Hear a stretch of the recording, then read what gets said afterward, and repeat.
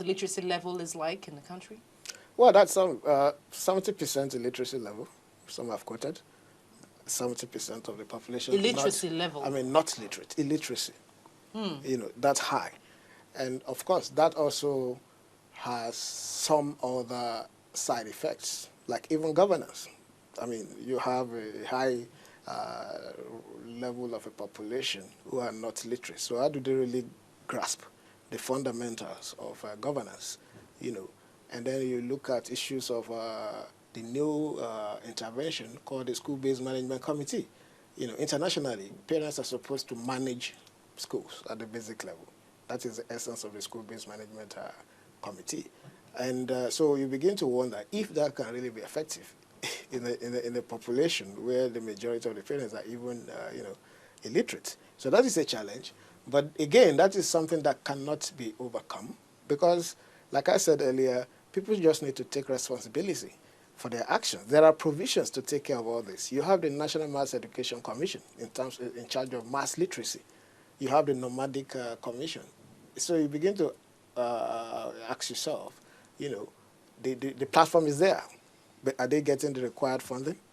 And so these are the questions that stakeholders need to look at. And then the more we profile answers, the better for the nation. So it appears the government is more or less satisfied with raising establishment commissions and all of them without really necessarily looking at how they will be effective? I think in that regard, we can do more. It's not just about setting up institutions.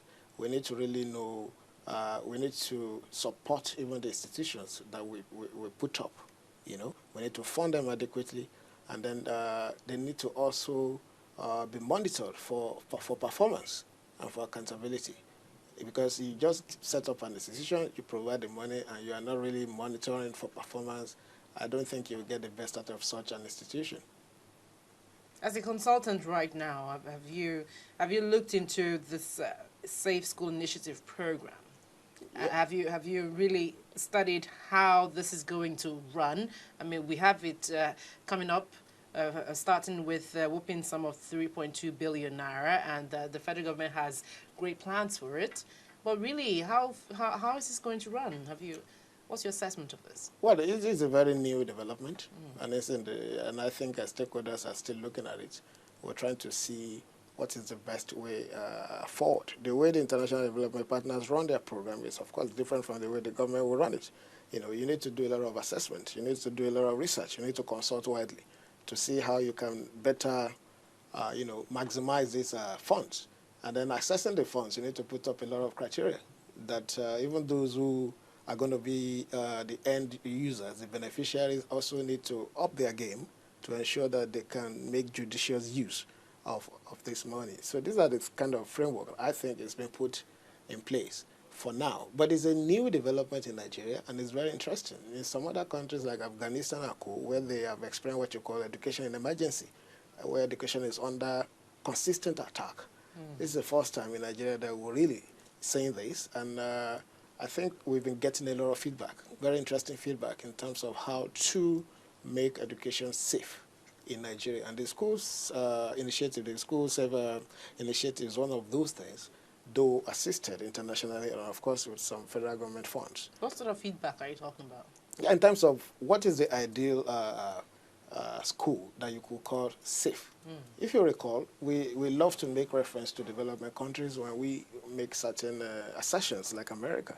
You look at the rate of shooting in the American schools, they are still battling with that, and they're putting up a lot of measures to ensure that these ugly incidents are reduced.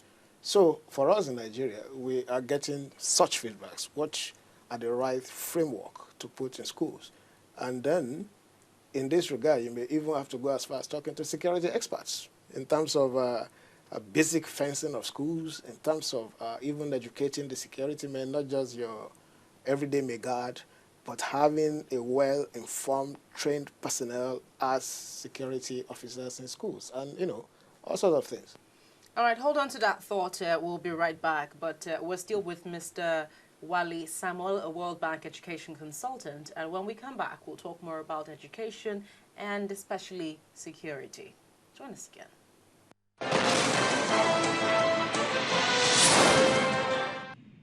Nigeria is said to have one of the world's highest number of out-of-school children. That's about 10.5 million. What is even more worrying is that lack of education has been attributed as one of the many causes of the insurgency in the first place. The FCT is said to have the second lowest number of out-of-school children in Nigeria. While some might consider this to be some achievement of sorts, we are quite uncomfortable with the figure of almost 25,000 children wandering our streets.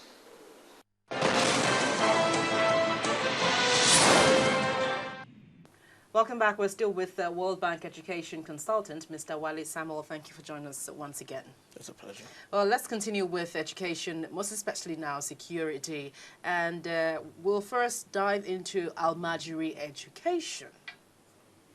What really is your perspective of what has gone down so far to help Almajiri children? Yeah, well, first of all, we need to take it from this angle. You cannot really blame a people for the culture is what makes a people. And I think it would be wrong to really come down heavily on how that has panned out in the North. It's a way of life, in as much as it's been misinterpreted in some quarters. And I think that is where there is the need for advocacy in terms of, look, this is where you missed it. And these are the things that you can do to make this right, you know. Now, education is a choice, whether Western or Islamic or Christian. It's my choice. I reserve the right to send my child to whatever school I deem fit in terms of my values and my perception of the world around me. So what the government is trying to do is to kind of upgrade what obtains within the Almajiri sector in terms of what you could call the merger of a curriculum. Things like mathematics, sciences, you know, these are the language of the modern world without taking away your cultural bias or views. So I think that this merger is work in progress, but the federal government has tried in terms of setting up the right structure for the Almajiri in terms of the Almajiri schools. I think UBEC is committing a lot of money to building the schools in Sokoto, in the southwest, in some other parts of Nigeria. But the challenge remains. There are challenges. And I think that one of the challenges is convincing the ulamas in terms of a buy-in into this project. That is a huge challenge. And that is a challenge for leaders in that part of Nigeria. And I think and I'm very, very glad when I read the inaugural plan of the newly inaugurated Emir of Kano, who says, look, my priority is education. And I think that is the way to go. And I think that would be one of his priorities. Exactly. Yeah. Okay, so looking at security right now, and we know, for example, that schools, especially in the North, are one of their main targets, you know. And so when we have grand plans like this, how is this going to work? Oh, well, you know. Increasingly we live in a very unsafe world. And I think that stakeholders understand that now. We can't live like we used to live. Some have said that there's nowhere that's safe in the world.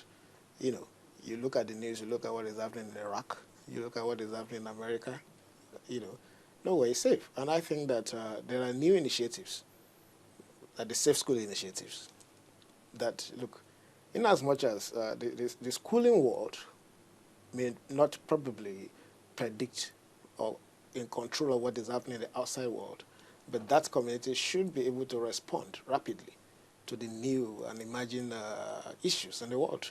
And I think that is also happening in some other sectors.